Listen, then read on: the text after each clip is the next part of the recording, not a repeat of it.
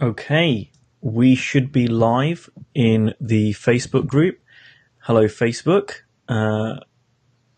It's 7:30 in London. It is Wednesday, and we are live. Finally, I know we planned to do this about a month ago, but unfortunately, I was a little bit under the weather, and we had to reschedule. And then I was on holiday, and Amir has been on holiday, but we are back now, and we are back with the topic around monetizing the principles. This is exciting. I'm looking forward to it. I'm glad that Amir is joining me. Hey, Amir. What's up, buddy? How are you? It's been a while. I'm good. I'm good. You know, we were just talking about, how much we miss talking to each other, and how much you miss my face. So, That's true. I'm glad you can join me for this. Can we? But before we begin, Kush, before we begin, will you take your no, glasses off? No, real quick. I want to do I knew a you were poll going to with say the something people. stupid. I knew No, we're this trying is to not have a stupid. serious This is. conversation, and I you think this is want me important. to do something All right, silly. fine. Unbelievable. You know what? I actually thought that for this topic, if we'd planned it better, you could have turned up with a suit that had all these dollar signs on it. I should. That would have been smart. That would have been good. That would have been. That would have been a visual aid, as they say. That would have been good. So, hello to people that are joining us. Hey, Laurie. Hey, Michael. Hey, Laura. If you're online with us, we'll just give everyone a minute or so to log on before we jump into the topic. Please say hello. If you're on Facebook, there's a little link, which is an eCam.live link. If you click on that, it makes it much easier for me in this app that I'm using to see who is commenting. Otherwise, I need to have two windows open. So if you can, that would be great.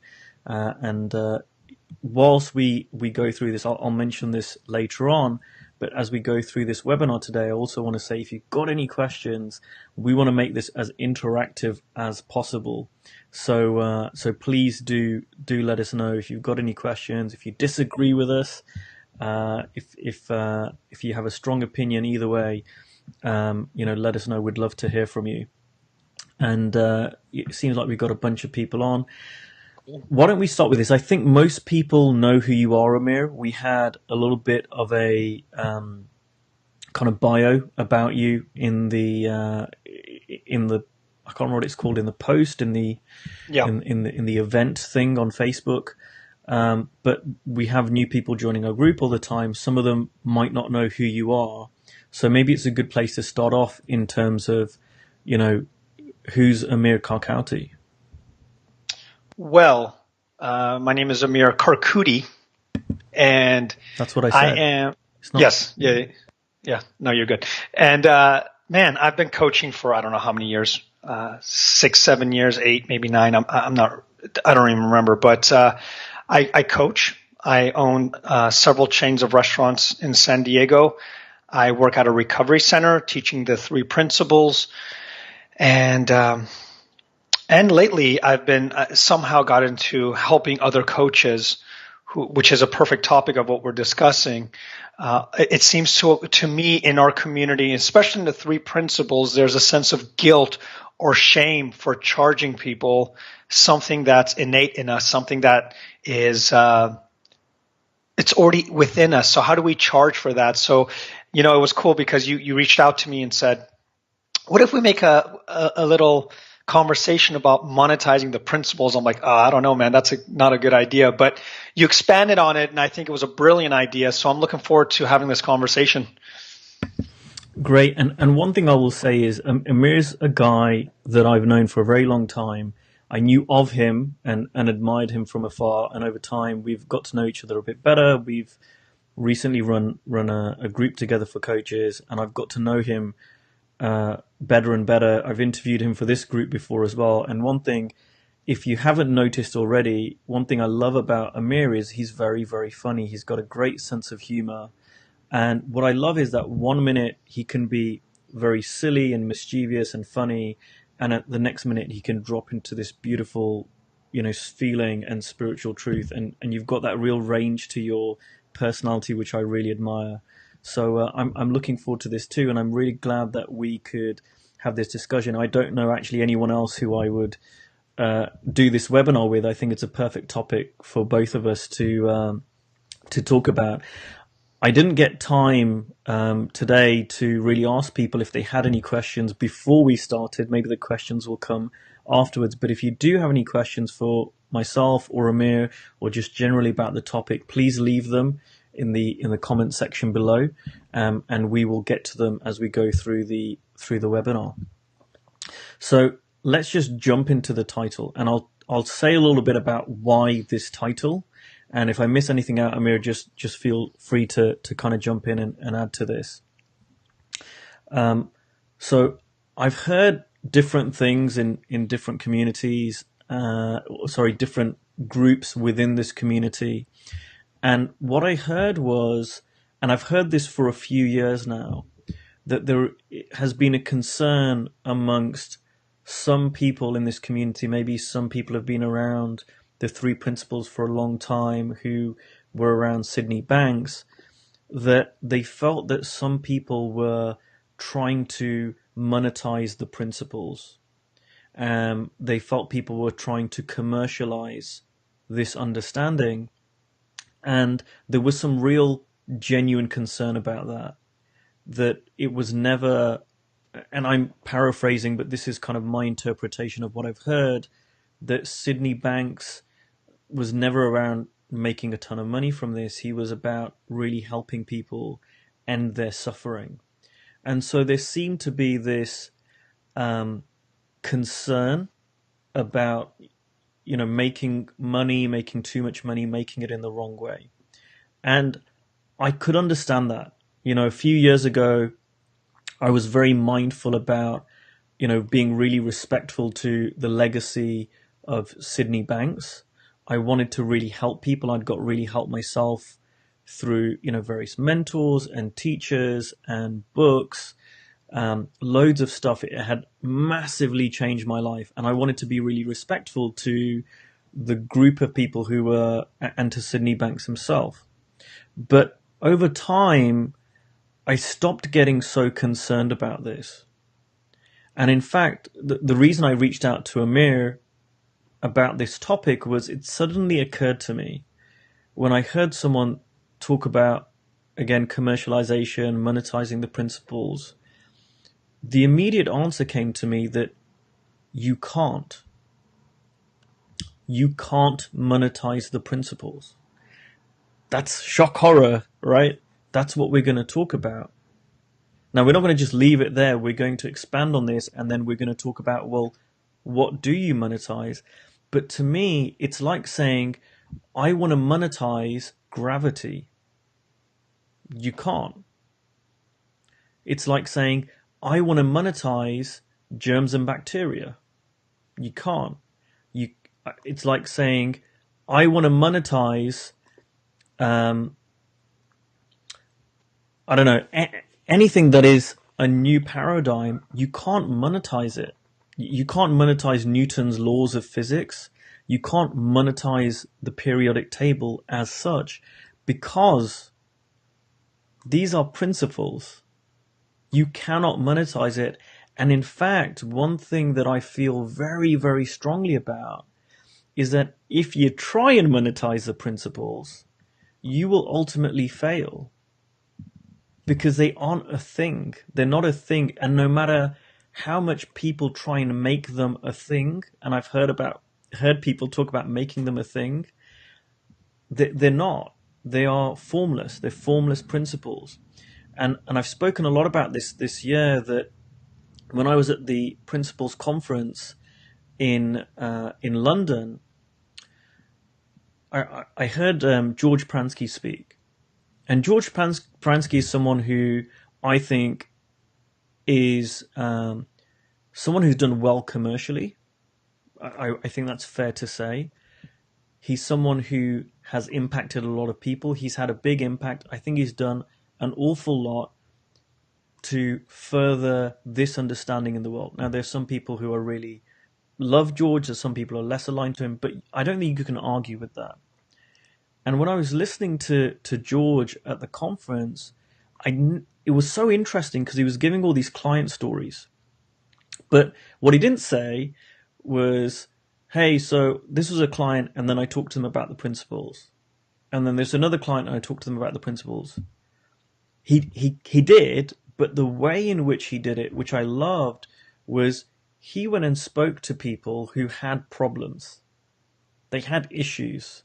And he gave lots of different examples, lots of different case studies from his varied and long career. And what he did was he helped them solve their issues. He helped them move past a sticking point or the challenge they were having. And it just so happened that his understanding of the principles was really helpful in that. And it gave him the right words to say. I didn't hear him once turn around and talk to a client and say, okay, this is mind, this is thought, this is consciousness. By the way, there was a guy called Sid Banks. I didn't hear him say that. And I'm sure he does talk about that with certain clients, but ultimately he was helping people solve problems. And what I have learned around money and wealth is, and there are lots of people who've said this over time, that if you want to make money, help people solve their problems, that's a really great way to make money. And to me, the principles is a catalyst in that. As coaches, we are here to help our clients. And to me, the principles is just like a secret weapon. It's like cheat codes to really helping our clients. And that, the help that we give our clients, that is something we can charge for. That is something that people will really want to pay for.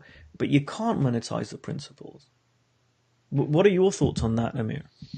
I love how you put it, and that's 100% true. And the way I look at it is like water is free, right? You can get water from your tap, you can go to a river, but when I go to the grocery store, I'm purchasing a bottled water because of its convenience. Same water, but someone decided, I'm going to bottle it for you, and you're going to pay me because I bottled it. Recently, I was on an airplane, right? Air is free. But when I go inside an airplane, I'm also paying for the engineers that somehow made air available up in the sky, because up in the sky, you don't have the same kind of quality or the same type of air as you do below. You wouldn't be able to breathe up in the air. So air is free, but they were able to do something with that air, compartmentalize it and say, now I'm going to allow you to breathe that air up in the plane, right? We can say this with anything. Gravity is free. But someone came up with a skateboard, so you can use the forces of gravity to have fun with it. I can go on and on and on. So like you mentioned, yes, the principles are free. You need to use me. You don't need to use Ankush. You don't need to use Michael Neal, Garrett Kramer, George Pratt. You don't need to use any of us. It's available for anyone because it's already in the system. However, if you like the way that I talk about it, I'm going to charge you for it. If you like the way Kush discusses the principles, he may charge you for it. But this is the thing about the principles. We're not selling the principles. We're selling, for me at least, I'll speak for myself, the countless hours I spent thinking about it, figuring out how to explain it to people, having it be understood by some people that have never heard of it, and having that exploration be useful in their life. And for that, I feel happy to charge because I'm basically selling my version of bottled water, right? You don't have to drink mine. It's free. You can get it anywhere you want. But if you want my bottle of water, then I'm happy to sell it. And that's a distinction I think that people don't realize is, when someone says, well, why should I hire a coach if it's available to all of us? My first reaction is you don't. You don't need to hire a coach. And that's where it counts. It's an option. And if you choose to hire a coach, I'm not forcing you to hire me. I'm not telling you need a coach. I actually say the opposite every time I work with someone. You don't need me. So I'm going to spend the next 3 months showing you how much you don't need me. And if you want to continue for another 3 months, I'm happy to take your money to show you don't need me. But there comes a point with my relationship with my clients where they go, oh my God, how did I not see this? And I don't need you. And that sense of freedom sometimes for people takes some time. And sometimes it takes working with someone. Sometimes it takes going traveling and being in nature, whatever it may be. But I just found out a way that happens to be very useful for people. And because of that, I'm going to charge you for it. And I feel no shame, no problem with that. So I'm smiling because this is really cool because I'm going to disagree with you, which is Awesome. fine, right? So I'm going to disagree with you because you said something which you don't do, but I don't think this is going to put you in a bad light. So one of the things you said, Amir, at this start of this call is the principles are free, but if you like the way I talk about them, I'm going to charge you. And you don't do that, right? And I want to like clarify this Yeah. because I think it's a really important point. Amir, you are one of the most giving guys that I know. Like you said, you run restaurants. You are not a full-time coach. And the amount of time you spend on Facebook, the amount of time you spend creating content to help people, the books that you write, the content on Facebook, the webinars you do, they're all free. You do not charge people for that. You run an online community that is one of the most active and, dare I say it, best Facebook groups that I have ever come across. And I mean that from my heart, Yeah. right? Thank you. And that is absolutely free. Your books are really, really, really low priced, right? They're a few dollars. And for a few dollars, for free you get a lot, for a few dollars you get more. That is not what you charge people for. You do not charge people for the principles. What I have seen you do, which you are really, really, really good at, is I see you help people get over an issue, a challenge, or a problem they have. So I know because I worked alongside you, there were some coaches that we were both working with, and I saw you really help those coaches get over their misunderstandings, beliefs, false beliefs, should I say, stories they had about themselves, which were simply not true, that were holding them back from helping other people. And what you are so skilled at is not regurgitating the principles in your own words, but what I see you are so skilled at is making that practical. I think you're doing yourself a disservice by saying it's bottled water because it's so much more than that. You're not just bringing the principles in a container. You're helping pour it into people's mouths, right? Like Yeah. you are making it. It's the difference. You heard people say it's the difference between physics and engineering, right? You're making it practical in a way for them in their lives. Yes. And I think about that for myself, right? Like I wouldn't hire a coach to teach me the principles. I might hire a teacher, and I've hired Dickin Bettinger and Keith Blevins, and I spent time with Chip Chim and all these guys who are wonderful, right? And Elsie Spittle and wonderful people who have taught me the principles, and it's wonderful. And I separately hire a coach because, and this comes back to me around what a coach is. Coach is someone who helps you create a different future than your default future. And I keep coming back to that. And I know your former coach, Rich Litvin, talks a lot about that. And I learned that from him.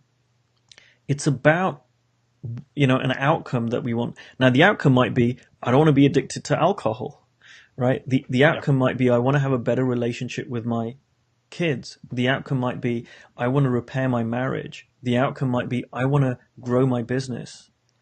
And to me, there's a gap. So if someone wants to learn the principles, I will share with them links to Sid Banks. There's a lot of stuff online free. There's stuff on 3PGC, 3 Principles Movies, your YouTube channel, my YouTube channel. There's so much stuff. And if someone wants to learn the principles, I will happily share stuff with them at no charge because I just think it's a really cool thing to do and money shouldn't get in the way of someone learning the principles. Having said that, if someone says to me, Ankush, I'm really struggling to understand why my marriage is failing, I think it's sometimes a disservice to say to them, here, read some Sid Banks books. Because the gap is so wide to go from my marriage is literally failing. Like if I carry on for much longer, my marriage is going to fall apart. And me saying, hey, go and read these books, go and watch these videos. Maybe something will sink in. For that person, it may be that getting some coaching could be helpful. Now, I'm not going to force it on them. Like you say, nobody needs a coach, but I would offer that.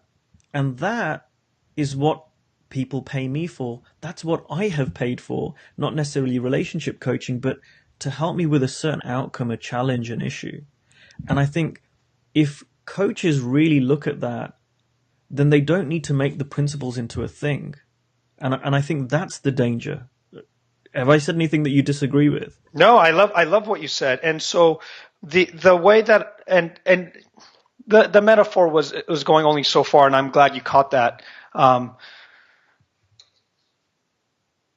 Just to bring it to what just recently happened for me, that was really, really also something that I'm seeing in our community. Okay, next to one of my restaurants, there's a woman that works with men and women who have cancer, and a lot of times their hair falls out. So she cuts hair and she has a wig shop. She does both. If you're going to get a haircut, you go to her. If you're going to go get a wig, you go to her as well. And I every once in a while stop by and bring her food, and I'll just say hello and do my thing. And I realized something. She said, I don't know how much longer I can do this. And I'm like, what are you talking about? You're helping so many people. And she ended up saying, well, the problem is I'm just making just enough to survive. Okay, now this I'm kind of moving it to another practical end for what I was wanted to discuss with you. And I said, well, what do you mean? What's happening? And she said, I feel so bad for people that have cancer that I'm barely scraping by month to month, and I don't have the heart to charge more than maybe $20 more than what the wig is worth. But I'm now behind on my rent. I'm behind on my home rent. I'm having a hard time paying for my cell phone.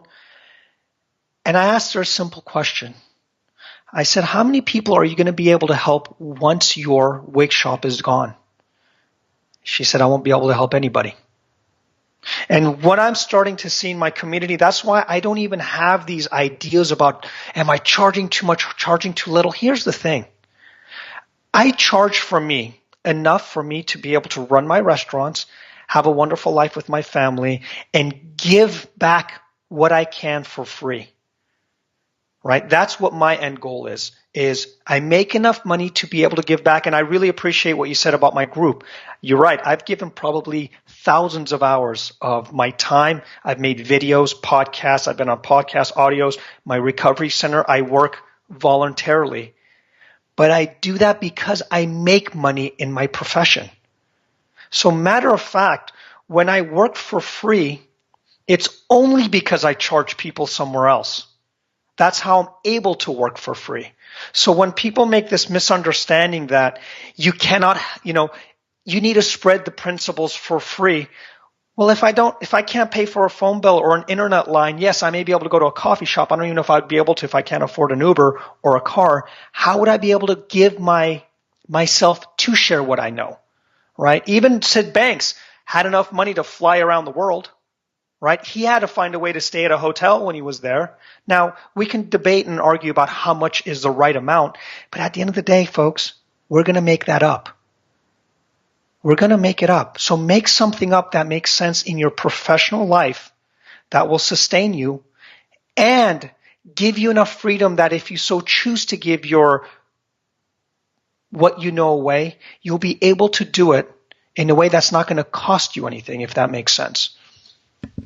Now, I'm waiting for you to disagree with me, and I'm happy with that. No, I love that. I love what you say, and I want to kind of add a little bit to that too, because I think there's two sides to this, right? And I think what you've said is beautiful. One is, what do you need to live, right? If you can't make a living from sharing the principles, which a lot of people in our community struggle to do, I struggled to do in years gone by. It's been a journey to get to where I am. But if you struggle to make a living, then you just can't keep doing it. You can't keep self-funding it. I know a lot of people who are self-funding their training and they're using all their savings and everything else. That's not sustainable in the long term. So I think that's a really important point you raise. The other point is, how much do people value your work? And I think that's another really important point, because sometimes I come across coaches who think, well, my bills are X, my bills are that, I've got this, that, and the other. I need to charge every client I have, I need to charge them $5,000 or £5,000. but no one's paying me. And I think there's that balance around, there's a number that we make up. We all make up the numbers that we charge. And then there's also what people are willing to pay. And I think sometimes it can be a little bit of bravado. And this is not just 3P coaches. I'm talking coaches in general around like charging a certain amount of money, charging a certain fee. And what I like to point myself to and what I like to point coaches to is where can we add the most value? Where can we do the most work? And I remember my coach telling me this. He goes, there's somewhere in the world, there is a guy who is a millionaire sitting in his lounge or sitting in his room thinking, I would pay any amount of money in the world to have a better relationship with my son. If you can help that guy, you'll get paid accordingly. And when I heard George tell all of his client stories, I mean, he was really making a difference for people. One example he gave was about someone buying another business, and the business was worth 100 million, and 5 mediators had been unable to help the two sides have reached an agreement. There's $100 million deal at stake. Again, if you help people solve $100 million problem, right, you're going to get paid accordingly. And the thing is, and this to me is the beauty of the principles apply regardless if the deal is a $10 deal or $1 billion deal. The principles are the same, and that's what I saw George use his understanding of the principles to help these two sides reach a resolution. So I think there's kind of different parts to that. There's one part which is, what do you want to charge and what do you want to make? There's what is the market going to pay you for where you are right now, your skill in helping people through your understanding of the principles. And then there's what kind of clients do you want to work with? And I remember years ago, I kind of was in denial about this. I was like, well, you can work with anyone. You don't need to work with certain clients. But I have really found that there is a difference. You know, and I'm not saying that you can't. There might be just different ways you do that. But if I was, for example, to go and work exclusively with billionaires, I probably am going to get paid more money. If I'm going to work exclusively with homeless people, I'm probably going to get paid less. Now I'm probably going to get paid from a different place. I'm probably going to get paid by the government or not. But there are differences in that. And like you said, I think being really aware of that is helpful, because if it means that you want to do some great work with people who can't afford to pay, well, maybe you do a little bit of work where people can to subsidize the work where people can't. And I think it's just being really grown up about that and seeing how the world works and saying, well, that's how, if I want to do this and I need money to do this, well, let me do a little bit of that. Yeah, and I'll tell you what, I grew up very, very broke. I was on government assistance. My family was on government assistance. And what's funny is that the more money that I've made, the more I've been giving. Right? The more money that I make, the more that I have been giving.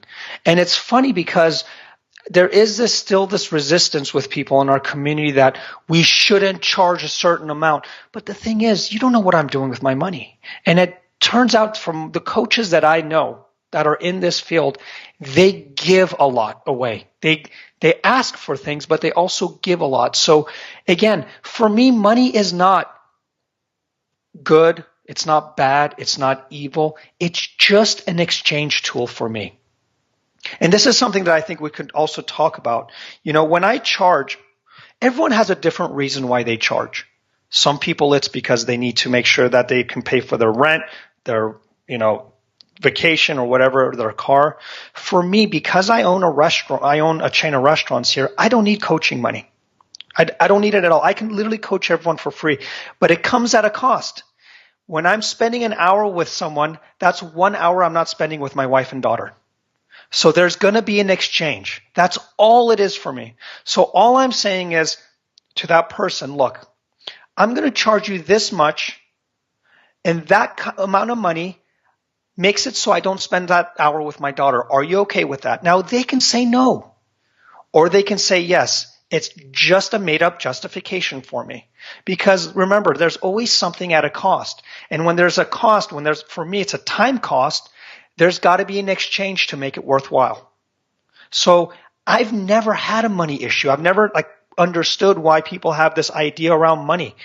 It's just an exchange. It could be, for all I care, it could be muffins. It could be cookies. It could be a hug. And I'd be happy. If that was enough for me, like I said, when I work at my recovery center, I don't charge a dime.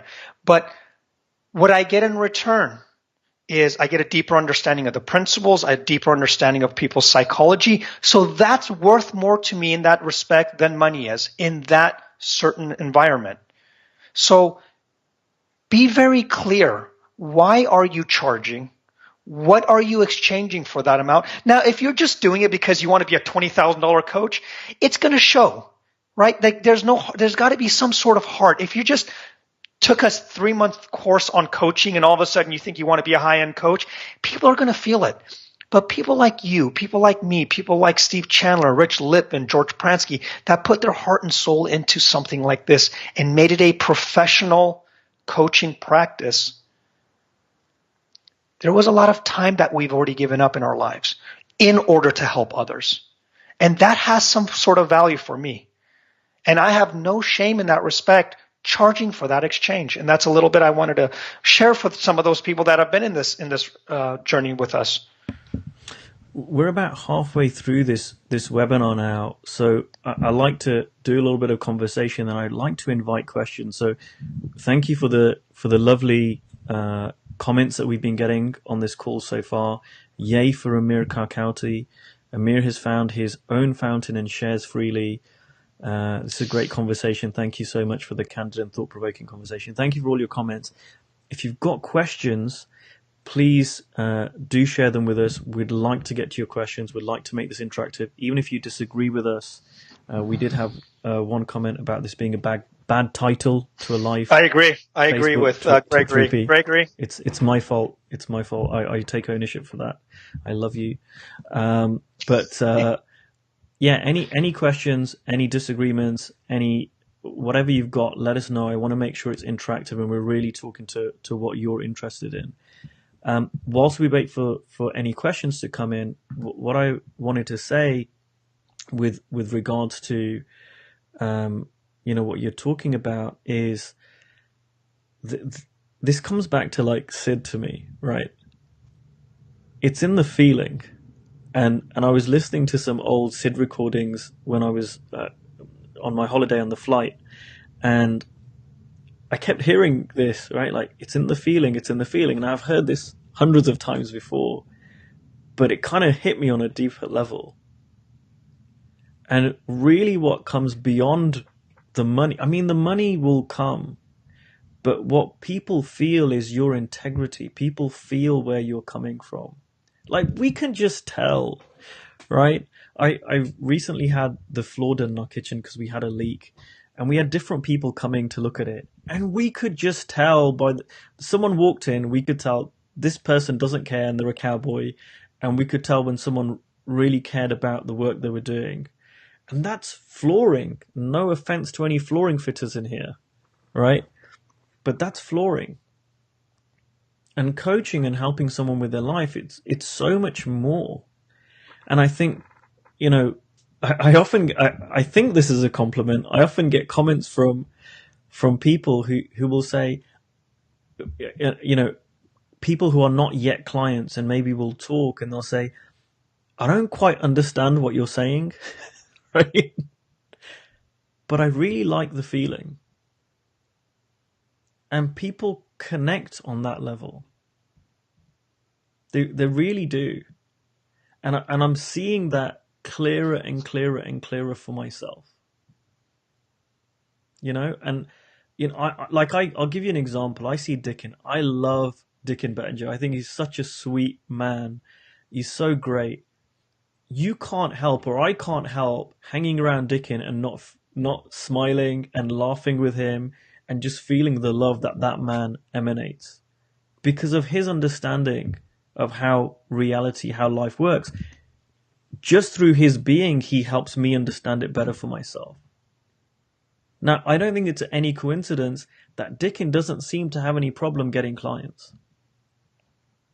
Not because he's trying to monetize anything, not because he's commercial and ruthless, but it's coming back to where he's coming from. And I will say this, you said something that you never really had this misunderstanding around money, right? I did. I had a massive hang up around money. Like when I started coaching full time, I had this trade-off in my head, right? Like I want to make money, I want to make a living, but I don't want to make too much because that's greedy. And therefore, if I'm greedy, therefore I'm not 3p enough. I'm missing something. And thankfully, my coach really helped me to see past that, because it was like you said, it's made up. Like how much is too much? Everyone makes that up. And especially with coaching, if you look at how money is made in this profession, like you say, it's no coincidence that the coaches who are making the most money are the ones that are giving the most. I had someone say to me, well, coaches who make the most give the most because they can now. And I said, no, you're getting it back to front. Because they give so much, that's why they have clients. That's why they have people pay them. Bingo. That's the way this works. So if you want to, I had this conversation with Mark Howard 6 months ago. I said to him, I think he and I are not in this to become rich. You know, we would have gone into other professions if the sole purpose was to become rich, or any purpose was to become rich. And I said, if we wanted to become rich from this profession, actually the way to do it is to love more, is to give more, is to serve more. That distinction has gone in my mind around money being a necessary evil. Like I need money to do the good work, right? Like I need to make enough here to do what's really, it's all the same. It's all the same. And also, and this is where some people may disagree with me, I see no difference in people.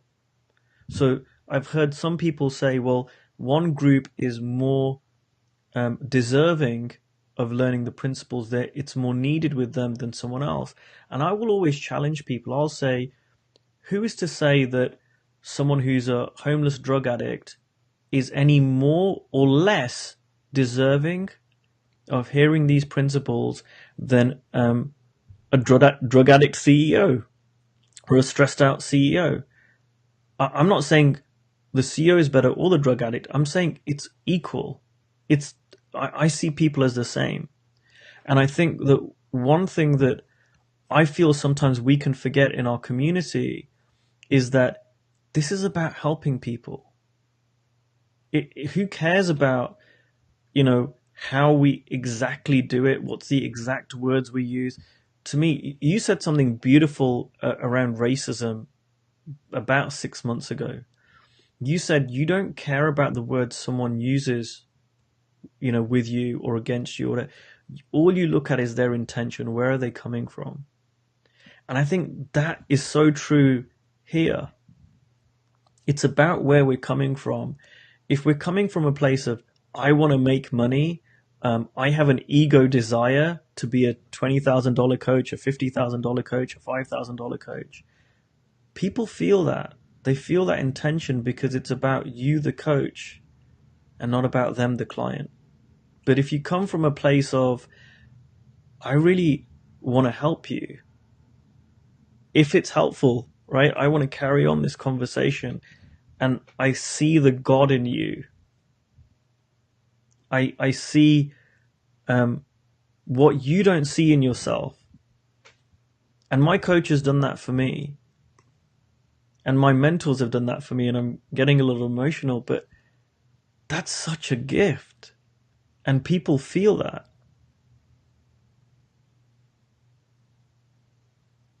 And it's a totally different thing. Sorry, go on. No, that was beautiful. And I'll tell you, what I loved about the beginning of our call when you said, look, I totally disagree with you, right? That was one of, I think, the biggest thing in me and your program, the one that we did together, is we disagreed on not virtually everything, but a lot of things. But I'll tell you what we didn't disagree on. Service and coming from heart. We had different ideas, different ways of looking at the same situation. We'd come across, having different ways of looking at the same problem. But everybody that did our group said, you and Kush's heart is what got us further. The fact wasn't that I said, oh, you should go this route or you should just go this route. It was they saw our heart. It was there. It was there for our community. It was there for our clients. It was there for their success, for them to succeed. And it was there for us to work together. And we had never worked together before. But that kind of sentiment, like I said, what was beautiful, and I'll give you guys a little back end for people that are here who want to design a program, right? Me and Kush talked about money for about 5 minutes. And then the next hour on the calls, before we had our calls, before we even created a program, was how can we serve the living shit out of these people? How can we do it where they leave and go, this is the best program we have ever had? Literally, that was it. And it was funny because the less we talked about money, we kind of knew how much we wanted to do about that. But we went, okay, we got the money aside. How are we going to figure this out? What I see in our community, it's the opposite. They go around from program to program trying to find out how much money to charge, what kind of structure I should have to charge more money. How can I make it a 4-month program and charge $10,000 instead of a 2-month program and charge $5,000? And I always wonder, where the fuck is the service? Like, this is where all your time is being spent, is trying to find out if you can get another dime out of your client. And something about that, and that's what I love about Kush. His excitement, his disagreements, his energy is always around loving his clients and serving them indefinitely.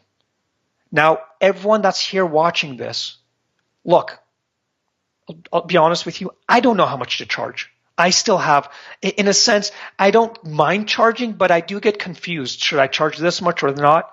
But what I will tell you is, I've served enough people in my life. I've coached enough people and given enough value in my life that whatever money that I do charge has a lot less resistance than someone else that's never cared to serve people and is only concerned about money. I will tell you that 100%. So we're not here to tell you how much to charge, how to charge, but we will tell you is that it will become easier when your focus is less on the charging portion and more on the service. I'll tell you a funny story about, you talk about loving clients. Back in 2014, I was at an event with Steve Chandler and Rich Litvin in London. And their guest was a coach called Steve Hardison. Some people may know of him. He's a very expensive coach and has coached a lot of people, including Steve and Rich and a number of other really great coaches. And I'd never met him before. And so I see, and he's a very tall guy, and he's got perfect white shiny teeth. And it was very, almost like a caricature of an American in my mind. And so he's on stage in London, and I'm sitting there in the audience, and I'm with my very British kind of hat on, and Steve starts talking about loving his clients. And when I mean he talks about loving his clients, I mean he's really going to town on it. Like, I love this man so much. Like, if you cut my heart open, you would see his name on my chest. And I'm sitting there thinking, this guy is the great Steve Hardison? Like, this guy? And I saw him and I was like, this guy's got to be a charlatan. There's no way anyone can really be like that and mean it. And then I started thinking, well, hold on a second. But Rich has got coached by him and Steve's got coached. And these other people, like, I really feel their heart. Surely they can't all be wrong. Have I just walked into a pyramid scheme or a scam or something like that? And then the next thought that came to me was, hold on a second. And by the way, Steve Hardison at the time, I think, charged $150,000 a year. Right? And I'm sitting in the audience, and the next thought that came to me was, if Steve really believes every word that he says, if Steve really believes that, I can see why people pay him $150,000. Now, not everyone would pay him. Not everyone has the ability to pay him. But I can see why people do, because to have someone love you that fiercely in your life is an incredible gift. Now, at the time, I cared about my clients, but I was what I'd call a little bit British. I was kind of a bit hands off, like I don't want to get too close. Maybe how they teach doctors, don't get too attached to your patients. But over time, as my understanding of the principles deepened, I couldn't help but love my clients. And it's weird to hear you say that, Amir, because I'm thinking the old me would have gone, no, no, no, don't talk about loving your clients. That's weird. We don't do emotions in Britain, right? But it comes out, and I see it in you too. And I see it in all the great coaches. That's the right word. It's love. I know Lisa's got a question. Yeah, I was going to get to that. I think that's a really good question. People mistake service with sacrifice. What do you think about that? I'm going to pass that to you, Amir. So that's a really, really good question. And that was one of the things I was struggling with when I was starting out. One of the things I thought service was as soon as I met people, start blabbing about helping them and giving books and podcasts, and like literally my wife would be like, do you want to have dinner? And I say, no, I have to help this person. I have to help this person. And so I remember telling Rich, and it was funny because it wasn't really getting me clients. It was actually, if anything, getting people freaked out about what I was doing. And Rich said, do you know this distinction? What does it mean to you? And I said, what distinction? And he said, giving it all versus giving it your all.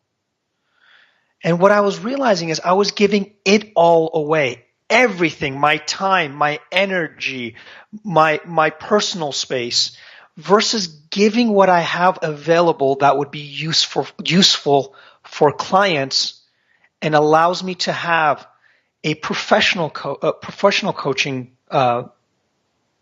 practice and a personal life. And a healthy balance. And I wasn't doing that. So yes, there is a big mistake when people sacrifice themselves. And again, and that's one way of sacrificing is when you're giving it all away and saying, look, everyone needs to learn about the principles. And now I have to sell my house because I have no place to live because I'm giving it all away. And to me, that's a disservice. That's a disservice. Because when you cannot sustain yourself in hopes of helping others, at the end of the day, you won't be able to help anyone at all. And so in my journey, I just started to get better about becoming professional. That's part of being professional. Knowing when to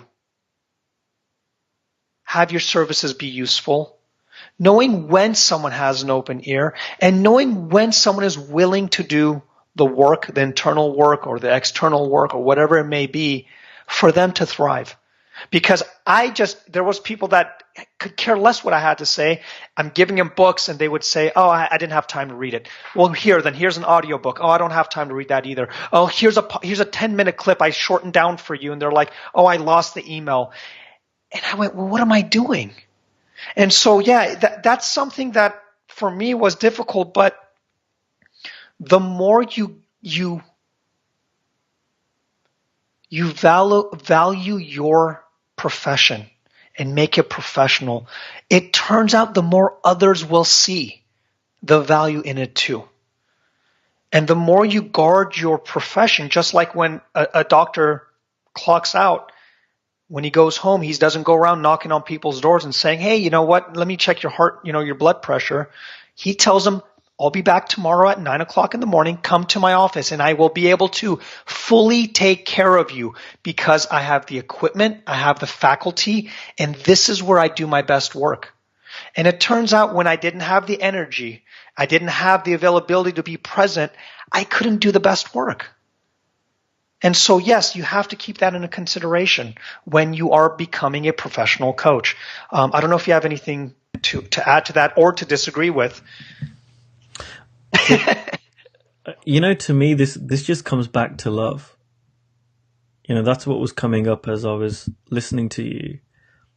That service to me flows from love. It's a side effect, or not even a side effect. It's an implication of love. And sacrifice and I can relate to exactly what you said. I remember back in 2014, I had a full-time job and I was coaching in the evening and I was trying to build up my coaching practice. And I was saying yes to everyone and scheduling like 2 calls in the evening. I'd go to work, come home, eat some junk food or something just to quickly eat. And then I'd jump on a coaching call. I'd have, a little bit of a break and I'd jump on another coaching call, get off that, talk to my girlfriend, go to sleep, rinse, wash, repeat. I was stressing myself out. I was giving myself no space. And I spoke to my flatmate. She was not a coach. She was an accountant, right? And I said to her, I'm really stressed out. And she looked at me and she went, don't you set your own schedule? Like, in a really like, duh. And I looked at her and I went, God, you're right. And I realized I wasn't the most help to people when I was not giving myself time to slow down and be by myself or be in silence or switch off. It's true now. I know that if I tend to not do too many things in the evening. I might do this webinar or now and then I'll do something in the evening, but generally my coaching calls finish at 6 p.m. And they finish at 6 p.m. because I realize if I carry on in the evening, I'm so tired. I'm less use to my clients. I'm less helpful. I'm so out of love for people, I won't do that. And if people have kids, I think you see this with your kids. Loving your kids doesn't mean doing absolutely everything for them and sacrificing your health and your sanity. It's the same with loving your partner. It's the same with loving anyone, right? Love doesn't mean putting yourself last. And that took me a long time to see that. So I'm not saying, never ever sacrifice anything for anyone. But what I'm saying is, again, it's about where we're coming from. And for me, it's a great question again. If we come from a place of love, then all this stuff makes sense. Love for myself, love for other people. It makes sense for me to be physically well. It makes sense for me to be well rested. It makes sense for me to have enough time in my day to slow down, switch off. I know Dickin does this kind of 9-month program about healing the world. And Steve told me that what Dickin does is before he starts, he has 45 minutes for himself in silence, just contemplating how he wants the day to go. Now, I'm sure there will be loads of people who want to talk to Dickin in those 45 minutes. But out of love for his clients, he has that time for himself to get in the right headspace, to just slow down, to let what needs to come up. So I know, Lisa, you said you're going to have to jump off, but I'm glad that was helpful. Thank you for asking the question. It's a great question. We've got a few minutes. I don't know if we'll have enough time to answer a full question, but if we've got a question, we'll try and answer it as best we can in the last few minutes. Michael, thank you. You said it's spot on. There's so much stuff we can talk about. I mean, there's so many different ways we can go with this conversation. One thing that I thought about at the start of this call, Amir, when you were talking about our community is, and I've believed this for a really long time, if we can learn to not be afraid of money and we can learn to drop our thinking around money as a community, we can do so much more good. We really, really can. And I've seen this with coaches that I've coached, and this with coaches that came into our group. The coaches that went from learning how to really help people, serve them, and get paid for doing so, had more impact in the world, helped more people, spread the principles more than when they were not understanding this. Money is not something I strongly feel that we need to be afraid of. I think it's something that is neutral, as then it's not an exception to the principles. And if we really understand that, and we learn to get paid for, work that is really helpful to people and serves them, the world's going to be a much, much, much better place. Yeah, and Graham Turner made a great point. Graham said, some great points made no matter what profession you're in. Thank you to both. And that's absolutely right.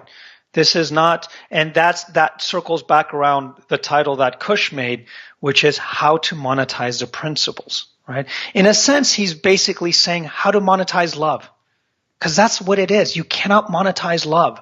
You can only offer it. You can only share what you know to your best of your availabilities, right? And so it's exactly what it is. And that same understanding, whether you're an accountant, an attorney, a police officer, or whatever it is, will take you so much farther. And so, yes, we don't monetize love. We don't monetize the principles because it's impossible to do, right? But if it comes to being able to have someone see something differently in a specific thing, maybe it's useful for that conversation to have money involved. You know, sometimes again it doesn't, sometimes it doesn't. But I actually really love the title that you put, simply because it's so off-putting, but it's so fundamentally true that you cannot monetize this stuff. And it's not meant to be monetized. And I think that's the, to end it, that's the struggle. Is how do I become a 3 principles coach, right? And I love how you changed your group. You said coaching from a 3 principles understanding. That's different. That's different than saying being a 3 principles coach, because to me that makes sense. You're sharing from your understanding someone that's maybe going through a drug addiction. You're sharing from your understanding someone that's going through a divorce. You're sharing through your understanding someone that has blocks around money. That's different. Correct me if I'm wrong. Is that kind of what you were pointing to? Yeah, you made me think. You made me think. Calling yourself a 3 principles coach is like calling yourself a physics engineer, right? Like it doesn't make sense, right? Like, be an engineer, and again, that's something that took me a few years to learn. Like, really, I wanted to be a coach. I kind of came across the principles. It changed my life, and I went down that road. But people aren't looking to learn. I mean, a few group of people are, but generally people aren't wanting to learn the principles. They've got issues. So I came back to, okay, let me learn to be a coach. It just so happens that the understanding really helps me. Like, really, really, really helps me massively, massively, massively. But it came back to learning to be a coach. And Graham, you made a really great point. I know now that if this coaching thing didn't work out for whatever reason, knowing what I know, I can go back to my old career or any other career and be far more effective than I could have been had I not known this. So I guess wrapping this up, people who are worried about other people trying to monetize the principles, don't worry. They can't. They will fail.